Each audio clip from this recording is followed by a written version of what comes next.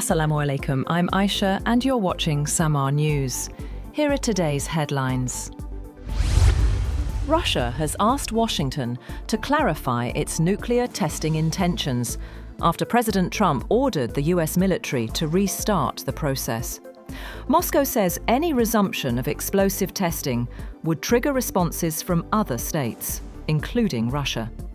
President Putin has already instructed his officials to prepare countermeasures amid growing global nuclear tensions. Meanwhile, Russian President Vladimir Putin has chaired a high-level meeting on the development of the Russian armed forces. Among those present were Dmitry Medvedev, Defense Minister Andrei Belousov, and FSB Chief Alexander Bortnikov. The Kremlin has released only silent footage of Putin entering the room, offering no further details about the discussion. A top German military official has warned that Russia has capacity for a limited attack against NATO territory at any time, but a decision to act would depend on the Western allies' posture. He also, however, adds that Russia is too tied down in Ukraine for something big. Russian President Vladimir Putin denies aggressive intentions, saying Moscow's 2022 full-scale invasion of Ukraine was defense against NATO's own expansionist ambitions against Russia.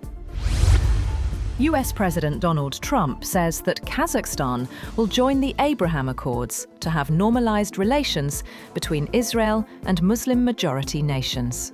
The announcement comes after Trump said he had held a call with Israel's Prime Minister Benjamin Netanyahu and Kazakhstan's president. The Kazakh government said in a statement that the matter was in the final stage of negotiations. Kazakhstan already has full diplomatic relations and economic ties with Israel, meaning the move would be largely symbolic. US President Donald Trump says that Iran has been asking if US sanctions against the country can be lifted. Iran's supreme leader, Ayatollah Ali Khamenei, said on Monday that cooperation between Iran and the United States is not possible as long as Washington continues to support Israel, maintain military bases, and interfere in the Middle East. On the other hand, Iran's president, Masoud Pezeshkian, says Tehran seeks peace but will not yield to foreign coercion. According to state media, he reaffirmed that Iran will not abandon its nuclear or defensive missile programs. Pezeshkian added that Tehran is open to talks on the nuclear issue, but the missile program remains non-negotiable. His remarks come hours after President Trump claimed Iran was seeking the removal of American sanctions, a claim Tehran has yet to acknowledge.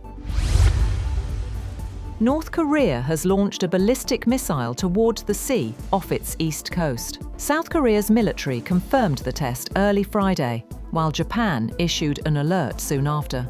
The move comes weeks after Pyongyang tested sea-to-surface cruise missiles during the Asia-Pacific Economic Cooperation Forum.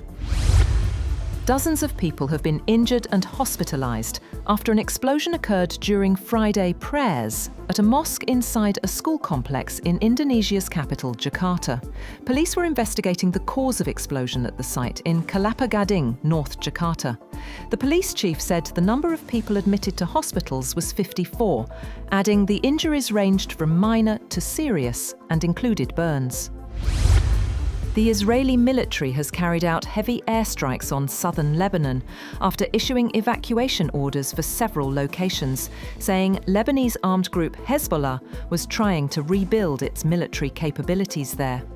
The orders and strikes came despite a ceasefire deal agreed a year ago that was meant to end more than a year of fighting between Israel and Iran-backed Hezbollah, and after months of Lebanese army efforts to clear Hezbollah sites in the south. The United Nations Security Council has removed sanctions on Syrian President Ahmed al-Sharaa, who is due to meet US President Donald Trump at the White House on Monday. The US drafted resolution also lifted sanctions on the Syrian Interior Minister. It received 14 votes in favor, while China abstained. Washington has been urging the 15-member Security Council for months to ease Syria's sanctions. Trump announced a major US policy shift in May when he said he would lift US sanctions on Syria. China has begun designing a new rare earth licensing regime that could speed up shipments, but it is unlikely to amount to a complete rollback of restrictions as hoped by Washington. The export curbs have become Beijing's most potent source of leverage in its trade rivalry with Washington, as China produces over 90% of the world's processed rare earths and rare earth magnets, vital in products ranging from cars to missiles. At least 5 people have died in Vietnam after Typhoon Kalmagi pummeled coastal regions with destructive winds and heavy rain, following the storm's deadly passage through the Philippines, where it killed at least 188 people. The typhoon made landfall in central Vietnam late on Thursday, uprooting trees, damaging homes, and triggering power outages before weakening as it moved inland.